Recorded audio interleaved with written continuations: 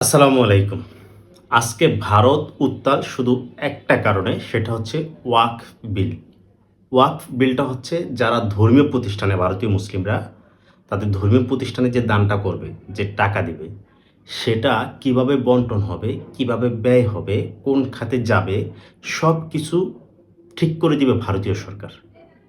এই বিল আজকে সংসদে পাস হওয়ার সাথে সাথে মুসলিম নেতা আসাদুদ্দিন ওয়াইসি সংসদের মধ্যেই হু হু করে কেঁদে ওঠেন। এটা এক ধরনের ধর্মীয় নিপীড়ন। এটা অবশ্যই মানুষের বাক স্বাধীনতার হস্তক্ষেপ। এটা অবশ্যই মানুষের স্বাধীনতা হরণ, অশান্তি সৃষ্টি করা ছাড়া আর কিছুই নাই। কিন্তু তারাই আবার শান্তি প্রতিষ্ঠার কথা বলে বিভিন্ন জায়গায়। এখন আমাদের দেশে যারা হিন্দু ভাইয়েরা আছে, তাদের মন্দিরে যখন হিন্দুরা দান করে, সম্মিলিতভাবে করুক, ব্যক্তিগতভাবে করুক, পূজার সময় করুক, বিভিন্ন সময় যখন তারা করে, সেখানে অনেক টাকা ওঠে। এই বিশাল টাকার ফান্ড যদি বাংলাদেশ সরকার বলে যে আমরা ঠিক করে দিব তোমরা কোন খাতে ব্যয় করবা, তাহলে কি হিন্দুদের স্বাভাবিক ধর্মচর্চায় বা স্বাভাবিক চলাফেরায় একটা বাধা সৃষ্টি করে না? এটা কি কোনোভাবে বাক স্বাধীনতা হইতে পারে? এটা কি কোনোভাবেই ধর্মীয় স্বাধীনতা হইতে পারে? এটা তো একটি নিপীড়ন সংখ্যালঘুদের ওপর।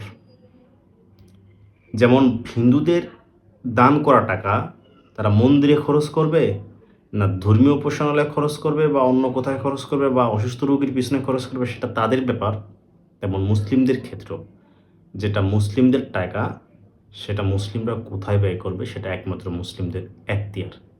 ভারত সরকারের কোনো এখতিয়ার নাই সেটা ঠিক করে দেওয়ার। যদি সেটা করতে চায় তার মানে হচ্ছে সেখানে ধর্মীয় স্বাধীনতা নেই, বাক স্বাধীনতা নেই, সেখানে আছে জোর জবরদস্তি প্রিয় এক সরকার বা সমাজ। এখন আজকে ভারতে যে আন্দোলন হচ্ছে, এটা একেবারে যৌক্তিক এবং ধীরে ধীরে এই আন্দোলন জনসমুদ্রে পরিণত হচ্ছে। লক্ষ লক্ষ মুসলিম রাস্তায় নেমে গেছে। তো এখন এই যে পরিস্থিতি সৃষ্টি কে করলো? একগুঁয়েমি একটা সরকার।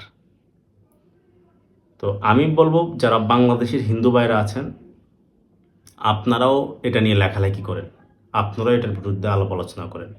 যদি না করেন, তাহলে আপনাদের গায়ের ওপর যখন কিছু যায় সেটা নিয়ে লেখলে বা সেটা নিয়ে কথা বললে খুব বেশি ভালো লাগে না।